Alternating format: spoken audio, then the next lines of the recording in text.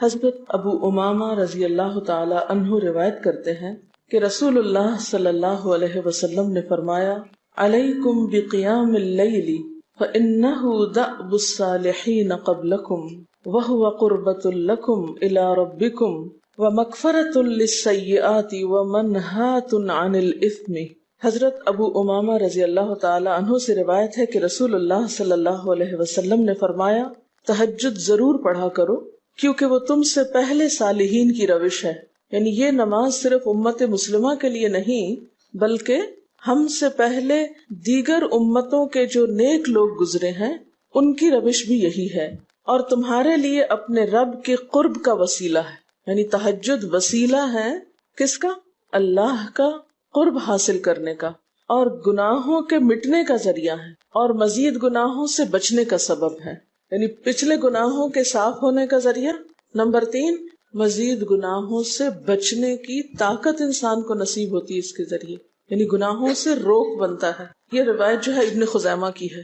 حضرت ابو ہریرہ رضی اللہ تعالی عنہ روایت کرتے ہیں کہ رسول اللہ صلی اللہ علیہ وسلم نے فرمایا، اس شخص پر اللہ کی رحمت ہو جو رات کو اٹھا، پھر نماز تہجد پڑھی، پھر اپنی بیوی کو جگایا، پھر اس نے نماز پڑھی، پھر اگر عورت غلبہ نیند کے باعث نہ جاگی تو اس کے منہ پہ پانی کے چھینٹے مارے، اور اس عورت پر بھی اللہ کی رحمت ہو جو رات کو اٹھی، نماز پڑھی، اپنے شوہر کو جگایا، پھر اس نے نماز پڑھی، پھر اگر شوہر نہ جاگا تو اس کے منہ پر پانی کے چھینٹے مارے۔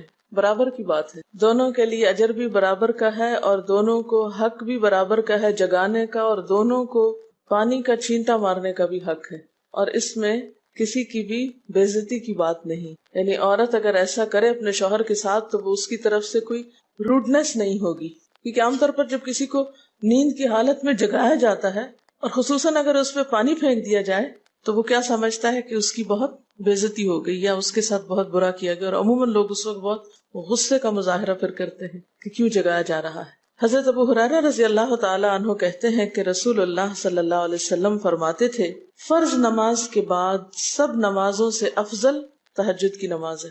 یعنی فرائض بہرحال افضل ہے اور نوافل میں سب سے افضل تہجد کی نماز۔ رسول اللہ صلی اللہ علیہ وسلم نے فرمایا، جب انسان سوتا ہے تو شیطان اس کے سر کی گدی پر 3 گریں لگاتا ہے اور کہتا ہے کہ رات بڑی لمبی ہے، اس کو تھپکی دیتا ہے اور کہتا ہے لمبی رات ہے، ابھی سوئے رہو، ابھی ٹائم ہے، ٹھہر کے اٹھنا، یعنی اس کو سلائے رکھتا ہے۔ اگر وہ بیدار ہو کر اللہ کا ذکر کرے، یعنی آنکھ کھلے اور اللہ کا ذکر کو شروع کر دے تو ایک گرہ کھل جاتی، شیطان کے پھندے سے انسان آزاد ہونے لگتا ہے۔ اگر وضو کرے تو دوسری گرہ کھل جاتی، اگر نماز پڑھے تو تیسری گرہ کھل جاتی، اور وہ شادمان اور پاک نفس ہو کر صبح کرتا ہے۔ یعنی جو شخص صبح نماز کے وقت پر، تہجد کے وقت یا پھر کم از کم فجر کے وقت اٹھ جاتا ہے، اللہ کا ذکر کرتے ہوئے وضو کرے اور پھر نماز پڑھ لے، سورج نکلنے سے پہلے پہلے یہ کام کر لے تو وہ ایک مطمئن شخص کی طرح اٹھتا ہے، ورنہ اس کی صبح خبیث اور سست نفس کے ساتھ ہوتی۔ عام طور پر ہم اطمینان کی تلاش میں رہتے ہیں، سکون کی تلاش میں رہتے ہیں، اور یہ سوچتے ہیں کہ ہمیں ڈپریشن ہے یا ہمارے اندر ایک غم ہے، تو ہم اس کے اسباب نہیں جانتے کہ سبب کیا ہے۔ ان کے اسباب میں سے ایک بڑا سبب شیطان کی گرفت میں ہونا ہے، اور شیطان اپنی گرفت ویسے تو دن کے وقت بھی انسان پر رکھتا ہے، لیکن خصوصاً رات کے وقت جب انسان سو جاتا ہے تو وہ نہیں چاہتا کہ سوتا ہوا اٹھے انسان، اور اگر انسان ہمت کر کے اٹھ جاتا ہے، ذکر کرتا ہے، وضو کرتا ہے اور نماز پڑھ لیتا ہے تو یہیں سے اطمینان قلب کا آغاز ہو جاتا ہے، اس کی تسلی ہو جاتی۔ رسول اللہ صلی اللہ علیہ وسلم نے فرمایا، اللہ تعالیٰ ہر رات آسمان دنیا پر نزول فرماتے ہیں، یعنی زمین سے سب سے قریبی آسمان پر۔ جب 1/3 رات باقی رہ جاتی ہے تو فرماتے ہیں، ہے کوئی جو مجھے پکارے؟ اس وقت اللہ تعالیٰ بندوں کو پکارتے ہیں، ہے کوئی جو مجھے پکارے میں اس کی دعا قبول کروں؟ ہے کوئی جو مجھ سے مانگے میں اس کو دوں؟ ہے کوئی جو مجھ سے بخشش طلب کرے تو میں اس کو بخش دوں؟ گویا یہ وقت دعا کی قبولیت کا وقت ہے، انسان جو مانگے اس کو ملتا ہے، اور خصوصی طور پر بخشش کے طلب کرنے کا وقت، جیسے قرآن پاک میں آتا ہے وَبِالْأَسْحَارِ هُمْ يَسْتَغْفِرُونَ وَبِالْأَسْحَارِ هُمْ يَسْتَغْفِرُونَ، اور سحری کے وقت وہ استغفار کرتے ہیں۔ اب ہو سکتا ہے کہ آپ کہیں کہ نہیں، ہم نے تو زندگی میں کوئی خاص گناہ کیے ہی نہیں، اس لیے ہمیں تو بخشش کی ضرورت ہی نہیں۔ بخشش مانگے گناہگار لوگ، ہم تو نیک لوگ ہیں، نیک کام کرتے ہیں، دن رات قرآن پڑھتے پڑھاتے ہیں، اس لیے ہماری تو ضرورت نہیں۔ نبی صلی اللہ علیہ وسلم جن کے اگلے پچھلے سب قصور معاف کر دیے گئے تھے، وہ اتنا لمبا قیام کرتے تھے کہ ان کے قدم مبارک سوج جاتے تھے۔ حضرت مغیرہ فرماتے ہیں رسول اللہ صلی اللہ علیہ وسلم نے اتنا لمبا قیام کیا رات کو کہ آپ کے پاؤں سوج گئے۔ آپ سے سوال کیا گیا کہ آپ اتنی مشقت کیوں کرتے ہیں، اپنے آپ کو اتنا کیوں تھکاتے ہیں، حالانکہ آپ کے تو سارے گناہ معاف کر دیے گئے۔ آپ نے فرمایا کیا میں اللہ کا شکر گزار بندہ نہ بنوں؟ یعنی صرف گناہوں کی بخشش ہی نہیں بلکہ نعمتوں پر شکر بھی واجب ہے۔ جہاں ایک طرف گناہوں کی بخشش انسان کے لیے اللہ کے قرب کے راستے ہموار کرتی ہے، وہاں اللہ تعالیٰ کا شکر ادا کرنا بندے کو اللہ کا قرب عطا کرتا ہے۔ اچھا، اب پہلی سنت میں آپ کو بتاؤں گی کہ اگر آپ تہجد کے وقت اٹھے ہیں تو سب سے پہلے آپ کیا پڑھیں گے۔ حضرت عائشہ رضی اللہ تعالیٰ عنہا فرماتی ہیں کہ رسول اللہ صلی اللہ علیہ وسلم جب رات کو تہجد کے لیے اٹھتے تو یہ پڑھتے 10 بار اللہ اکبر، 10 بار الحمدللہ، 10 بار سبحان اللہ و بحمدہ، 10 بار سبحان الملک القدوس، 10 بار استغفر اللہ، 10 بار لا الہ الا اللہ، اور پھر 10 بار اللہم اعوذ بک من ضیق الدنیا و ضیق یوم القیامہ، میں تیری پناہ میں آتا ہوں دنیا کی تنگی سے اور قیامت کے دن کی تنگی سے۔ اللہم اعوذ بک من ضیق ضاد یہ قاف من ضیق الدنیا و ضیق یوم القیامہ، یہ بھی 10 بار۔ اور پھر فرماتے اللہم اغفر لی واہدنی وارزقنی وعافنی، پھر وضو کرتے اور تہجد شروع کرتے، یعنی یہ بھی وضو سے پہلے آپ پڑھ لیتے تھے۔ تو آپ کیا کر سکتے ہیں، جیسے آنکھ کھلی یا بستر پر لیٹے ہیں تو بعض اوقات ایسا ہوتا ہے نا کہ انسان سوچتا ہے اچھا ایک سائڈ پہ سو کے اتنے تھکے ہوئے ہوتے ہیں کہ آپ ایک دم نہیں اٹھ پاتے۔ حالانکہ آپ صلی اللہ علیہ وسلم کے نیند سے بیدار ہونے کا طریقہ کیا تھا کہ جب آپ اٹھتے تھے تو یکدم اٹھتے تھے، سستی کے مارے نہیں کہ کبھی ایک طرف لیٹ گئے پھر دوسری طرف سو گئے پھر دائیں طرف پھر بائیں طرف، نہیں، جب جاگنے کا وقت ہوتا تھا تو آپ فوراً اٹھ جاتے تھے۔ لیکن بسا اوقات ایسا ہوتا ہے کہ انسان تھکا ہوا ہوتا ہے، سائڈ بدل کے دوسری طرف کو ذرا لیٹتا ہے، تو یہ لیٹے لیٹے بھی آپ اذکار پڑھ سکتے ہیں، ٹھیک ہے؟ اور یہ سب آپ کو آتے ہی ہوں گے سوائے ایک وہ ذکر کے اللہم اعوذ بک من ضیق الدنیا و ضیق یوم القیامہ، اور ترتیب آپ یاد کر لیں اپنے بیڈ سائڈ ٹیبل پہ یا بیڈ پہ یا کہیں بھی، یہ نوٹس کسی پین کے ساتھ لکھ کے لگا دیں، چپکا دیں، اور جب یاد ہو جائے تو پھر اتار دیں، جب عادت بن جائے تو ہٹا دیں وہاں سے، ٹھیک ہے نا؟ جتنے دن عادت نہیں بنتی اتنے دن اپنے یادداشت کے لیے رکھ لیں۔ اسی طرح نیند سے اٹھ کر لا الہ الا اللہ وحدہ لا شریک لہ لہ الملک و لہ الحمد وہو علی کل شیء قدیر الحمد للہ وسبحان اللہ واللہ اکبر ولا حول ولا قوۃ الا باللہ، یہ بھی پڑھ سکتے ہیں۔ اچھا، ضروری نہیں کہ سب کچھ ایک ہی دن میں پڑھ لیں، یہ بھی آپ کر سکتے ہیں کہ ایک دن میں ایک چیز پڑھ لیں، دوسرے دن دوسری پڑھ لیں، تیسرے دن تیسری پڑھ لیں، ٹھیک ہے نا؟ اور اگر ساری ایک دن بھی پڑھنا چاہیں، دیکھیں وقت کی بات ہے نا، ہو سکتا ہے اس وقت عمر کے اس حصے میں آپ پہ بہت ذمہ داریاں ہوں، آپ یہ سب کچھ نہ پڑھ سکتے ہوں، لیکن زندگی کا ایک ایسا وقت بھی آتا ہے جب انسان بوڑھا ہو جاتا ہے، جب اس کے اوپر باقی ذمہ داریاں کم ہو جاتی ہیں، پھر نیند بھی کم ہو جاتی ہے، پھر زیادہ عبادت کا موقع ملتا ہے۔ تو ایسے میں جب انسان کے پاس عبادت کے لیے وقت اور موقع زیادہ ہو تو پھر یہ ساری چیزیں بھی پڑھ لیں، ٹھیک ہے نا؟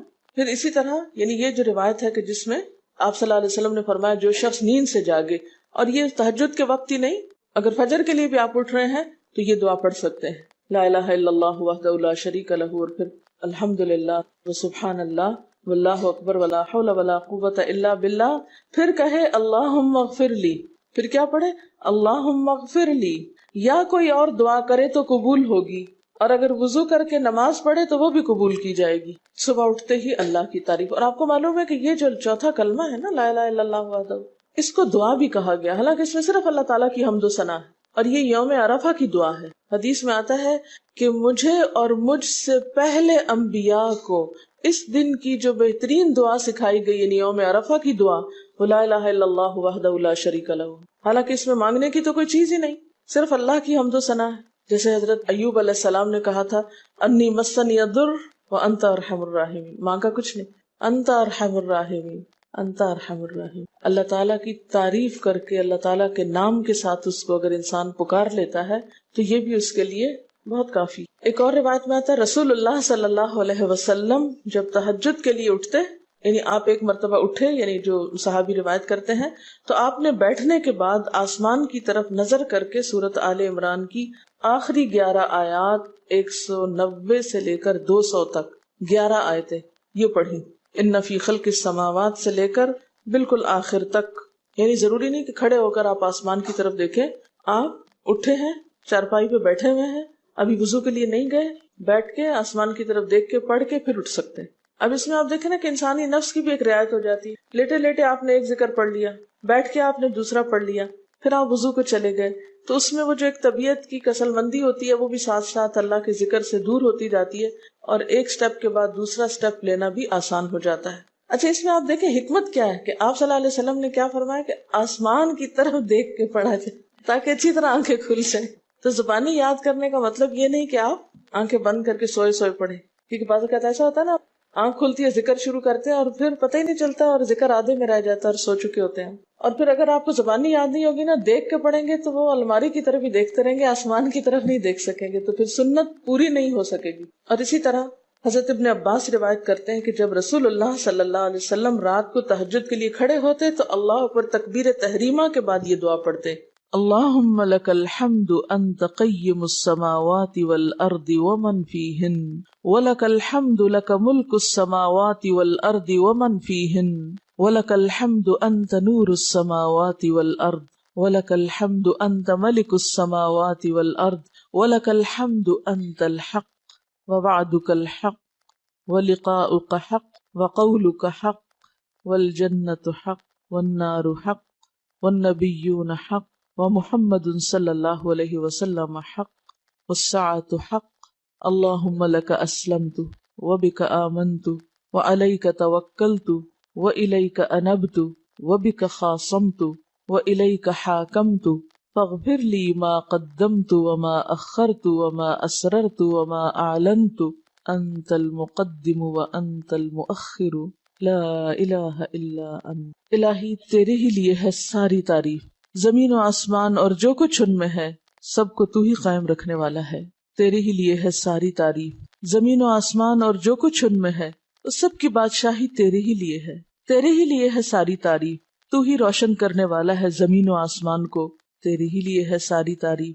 تو ہی بادشاہ ہے زمین و آسمان کا، تیرے ہی لیے ہے ساری تعریف. تو حق ہے، تیرا وعدہ حق ہے، تیری ملاقات حق ہے، تیرا کلام حق ہے، جنت حق ہے، جہنم حق ہے، تمام انبیاء حق ہیں اور محمد صلی اللہ علیہ وسلم حق ہیں، قیامت حق ہے.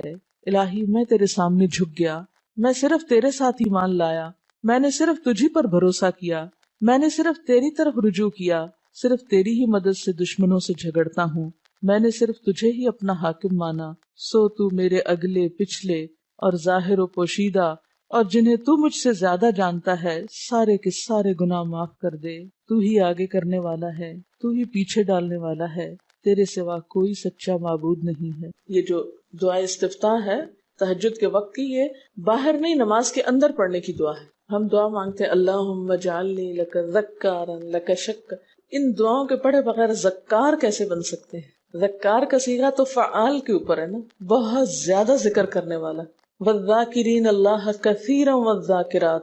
تو ذاکرات کیسے بن سکتے ہیں جب تک کہ یہ دعائیں زبانی نہ آتی ہوں اور اپنے وقت پر نہ پڑھی جاتی ہوں. ویسے بھی ذکر بہت اچھی چیز ہے، لیکن جو مسنون ذکر ہے اور جو نبی صلی اللہ علیہ وسلم کے طریقے کے مطابق ہے، جو اطمینان قلب اور خوشی اس وقت اس کام کو اس طریقے پہ کر کے نصیب ہوتی ہے، وہ اس کے علاوہ نہیں ہوتی. اگرچہ اس سے خوشی ہوتی ہے لیکن اس طرح کی نہیں نصیب ہوتی، اس طرح کا اطمینان نہیں ہوتا. آپ تجربہ کر کے دیکھ لیں، سنت کے مطابق زندگی گزارنا اور اپنی مرضی کے مطابق زندگی گزارنا، یہ دو مختلف لائف سٹائلز ہیں، دو مختلف طریقہ ہے زندگی ہیں. دونوں کا امپیکٹ فرق ہوتا ہے، اثرات فرق ہوتے ہیں. اور یہ نہیں کہ یہ کوئی بہت مشکل عمل ہے، بہت مشکل کوئی نہیں ہے، ہم کر سکتے ہیں. لیکن بات یہ ہے کہ ہم کرنے کی کوشش کریں، ارادہ تو کریں. پہلے تو آپ اپنے آپ سے یہ پوچھیں ارادہ بھی کیا کہ نہیں، کیونکہ اگر ارادہ ہو گیا نا تو کام بھی ہو جائے گا. مشکل یہ ہے کہ ہم جب کوئی ایسا کام سنتے تو پھر سوچتے نہیں ہمارا تو حالات اتنے کٹھن ہیں کہ یہ عمل ہمارے لیے نہیں. ویسے بھی نفل ہے، کوئی بات نہیں، نہ بھی ہو سکا تو کیا ہے، یہی کہہ کے ہم چھوڑ دیتے ہیں چیزوں کو کہ نہیں. لیکن میں سمجھتی ہوں کہ جو عمر آپ بچیوں کی خاص طور پر اس وقت اس عمر کو غنیمت سمجھے اور اس میں آپ نے جو کچھ اب یاد کر لیا، عادت ڈال لی، وہ اگلی زندگی میں شدید مصروفیت کے باوجود بالکل عادت ثانیہ ہو جائے گی، ایک روٹین ہو جائے گی اور آپ کو مشکل نہیں ہوگی. لیکن اگر اب نہیں عادتیں ڈالی، کل کو یا نئے سرے سے عادت ڈالنا بہت مشکل ہوگا. سنت مشکل نہیں ہے، صرف یہ ہے کہ ارادے، نیت اور پھر کوشش کی ضرورت. کر لیں گے تو ہو بھی جائے گا، آخر کرنے والے کرتے ہیں. لیکن جب پہلے ہی سے سوچ لیتے نہیں بڑا مشکل، تو اللہ والے کرتے ہیں اور وہ تو نیک لوگوں کا کام ہے. ہم تو نہ اللہ والے ہیں اور نہ ہی نیک ہیں، تو کیوں نہیں ہے، ہو جائے. اب آپ صلی اللہ علیہ وسلم کے تہجد کی کیفیت کیا تھی؟ حضرت ابو ذر کہتے ہیں کہ رسول اللہ صلی اللہ علیہ وسلم نے تہجد میں اتنا قیام کیا کہ اس ایک آیت کو پڑھتے پڑھتے صبح کر دی. ایک آیت پڑھتے پڑھتے صبح کر دی. کون سی آیت تھی وہ؟ ان تعذبہم فانہم عبادک وان تغفر لہم فانک انت العزیز الحکیم. ایک آیت کو اتنی دفعہ پڑھا اور پڑھتے رہے اور پڑھتے رہے اور پڑھتے رہے، اسی میں صبح ہو گئی. تو طویل قیام جو ہے ضروری نہیں کہ وہ صرف کس وقت ہو، کوئی لمبی سورت پڑھ کے ہی. چھوٹی سورت بھی ہو سکتی ہے، لیکن روح کے ساتھ، شعور کے ساتھ اگر آپ دہرا کے بھی پڑھیں. مثال کے طور پہ آپ نے کوئی سورت یاد کر لی ہے اور آپ پڑھنے کھڑے ہوئے ہیں اور آپ کو صحیح طرح آتی نہیں ہے، یا آتی ہے تو اتنی تیز نہیں آتی، بہت رٹی ہوئی نہیں ہے، تو کوئی بات نہیں.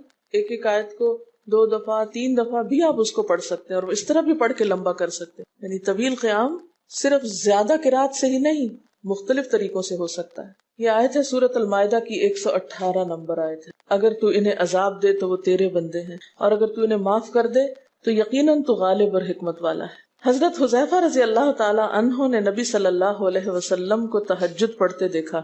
وہ کہتے ہیں سورۃ فاتحہ کے بعد آپ نے سورۃ بقرہ پڑھی، پھر رکوع کیا. آپ کا رکوع آپ کے قیام کی مانند تھا. ہماری تو کمر نہ ٹوٹ جائے. کر کے تو ذرا دیکھیں. میں نے زندگی میں پہلی دفعہ رمضان میں طویل رکوع اور سجدے کا موقع ملا. اس سے پہلے تو اس طرح کا سچ پوچھے کانسیپٹ بھی کوئی نہیں تھا، کیونکہ بہت سی چیزیں جب ہم پڑھتے ہیں تو ہم کہتے ہیں ہاں یہ نبی صلی اللہ علیہ وسلم کے لیے ہے، یہ تو آپ کی شان ہے اور آپ کا مقام ہے. ہم تو عام کمزور بندے ہیں. اصل میں ہم کمزور کیوں ہیں؟ اس لیے کہ ہم نے اپنی انرجیز بیکار باتوں میں بہت لگا رکھی ہیں، بیکار غم پالے ہوئے ہیں، بیکار مشغلے ہیں، بیکار گفتگویں ہیں. انرجی تو لگتی ہے نا. آپ فضول کی باتیں سوچیں تو کیا انرجی نہیں لگے گی؟ آپ لایانی چیزوں پہ کڑنا شروع کر دیں، کیا انرجی نہیں لگے گی؟ لگے گی. تو پھر آپ کے پاس کوئی تعمیری مثبت کام کرنے کے لیے نہ وقت ہے نہ انرجی ہے. پھر اس وقت تک آپ خالی ہو چکے ہوتے ہیں. رات کو دیر تک آپ اگر فضول گپ شپ کرتے رہے تو صبح اٹھے گا کون، اور پھر صبح پڑھے گا کون، اور اگر پڑھے بھی تو کیا پڑھے اس میں. کبھی آپ نے سوچا کہ احادیث کی یہ جو کتابیں ہیں یہ ساری کی ساری صرف آپ کی گفتگو نہیں، آپ کے عمل کا بھی احاطہ کیے ہوئے ہیں، اور ٹوٹل آپ کی گفتگو یہی ہے.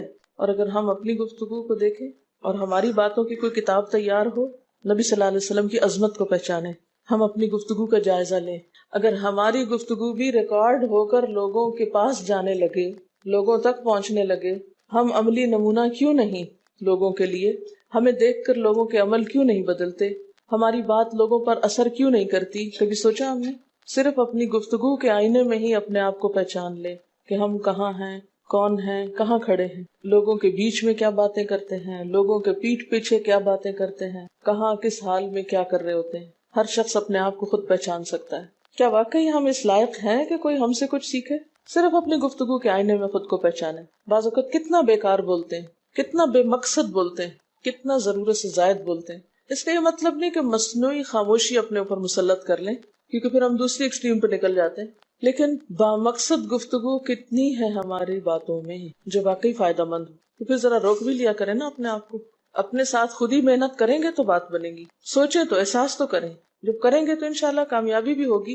لیکن پہلی بات تو یہ نا کہ ہم جو کچھ کرتے ہیں نہ اس کا حساب کرتے ہیں، نہ اس کے بارے میں سوچتے ہیں کہ ہم کر کیا رہے ہیں. ہمیں نیکی نہ کرنے کا موقع یا ہمارے نیکی نہ کرنے کا ایک سبب اور ایک بڑی وجہ ہماری انرجیز کا بیکار چیزوں میں استعمال ہونا ہے، فضول کی سیاست میں ملوث ہونا ہے.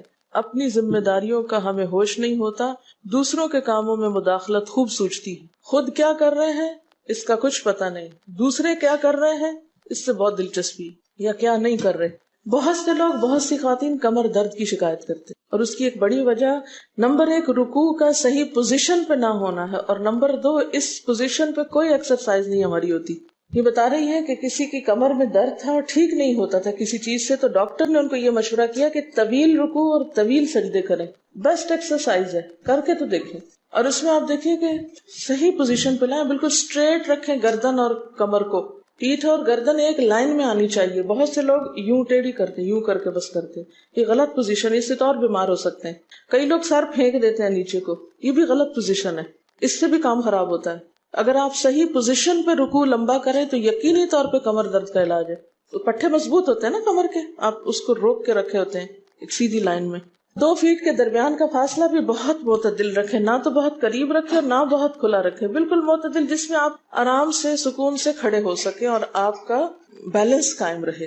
بیلنس کو قائم کرنا بے حد ضروری، ٹھیک ہے۔ حضرت حذیفہ نے نبی صلی اللہ علیہ وسلم کو تہجد پڑھتے دیکھا، وہ کہتے ہیں کہ سورۃ فاتحہ کے بعد آپ نے سورۃ بقرہ پڑھی، پھر رکوع کیا، آپ کا رکوع آپ کے قیام کی مانند تھا، یعنی جتنا لمبا قیام تھا اسی طرح رکوع تھا، پھر آپ نے رکوع سے سر اٹھایا اور کھڑے ہو گئے، اور آپ کا قوما یعنی رکوع کے بعد اٹھنے کا وقت بھی کافی طویل تھا۔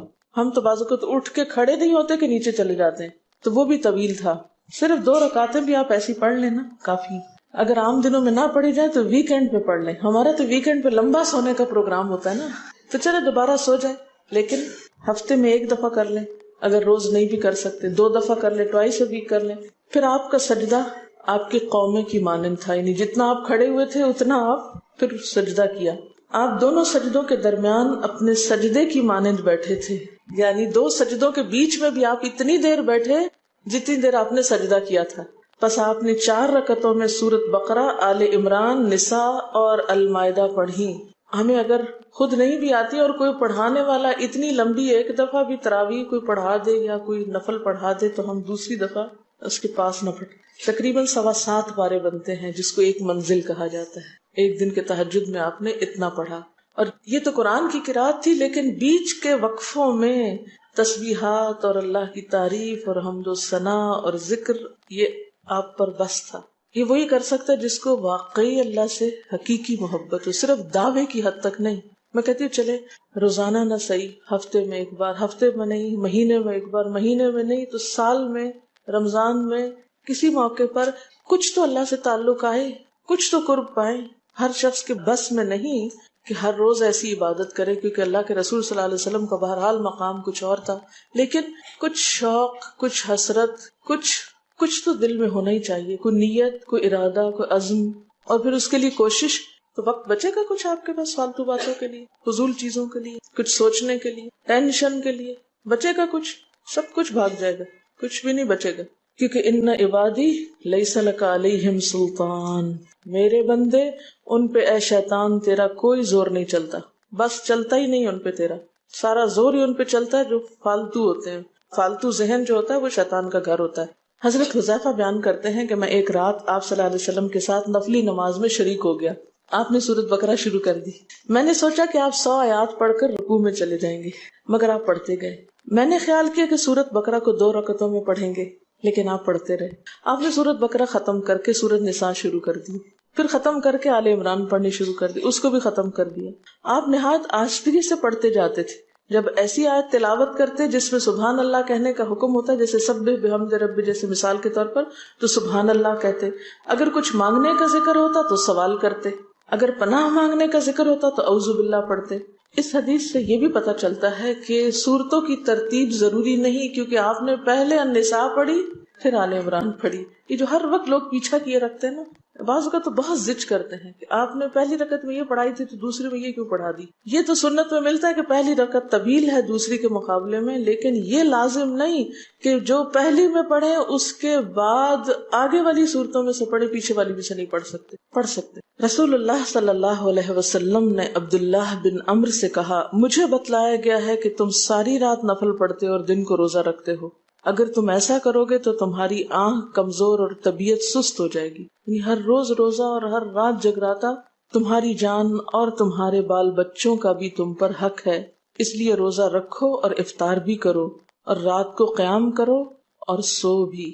یعنی ساری رات تہجد پڑھنا یا نفل پڑھنا پسندیدہ نہیں ہے، رات کو سونا بھی پسندیدہ ہے۔ ہمارے ہاں 27ویں رات کو پوری رات جاگنا لازم سمجھا جاتا ہے، تو نبی صلی اللہ علیہ وسلم سے کوئی رات بھی پوری کی پوری جاگنا ثابت نہیں، کیونکہ اگر انسان صرف جاگتا ہی جاگتا چلا جائے تو وہ آسان ہوتا ہے، ایک دفعہ سو کے پھر اٹھنا جو ہے نا وہ اصل میں نفس کا امتحان ہوتا ہے، وہ مشکل ہوتا ہے۔ اسی طرح نبی صلی اللہ علیہ وسلم 3 دن سے کم میں قرآن مجید ختم کرنا پسند نہیں فرماتے تھے۔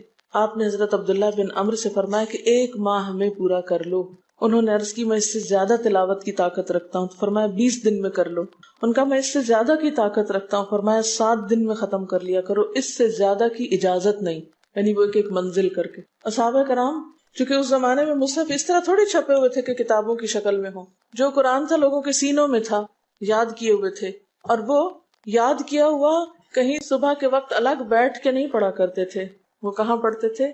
تہجد میں نماز کے اندر پڑھا کرتے تھے۔ اب یہ تو ہم لوگوں کی مشکل ہوگی نا کہ ہمیں آتا کچھ نہیں زبانی، تو پھر ہم دیکھ کے پڑھتے ہیں تو نماز میں پھر وہ مشکل ہوتا ہے تو الگ رکھ کے پھر اس کو پڑھ رہے ہوتے ہیں، ٹھیک ہے۔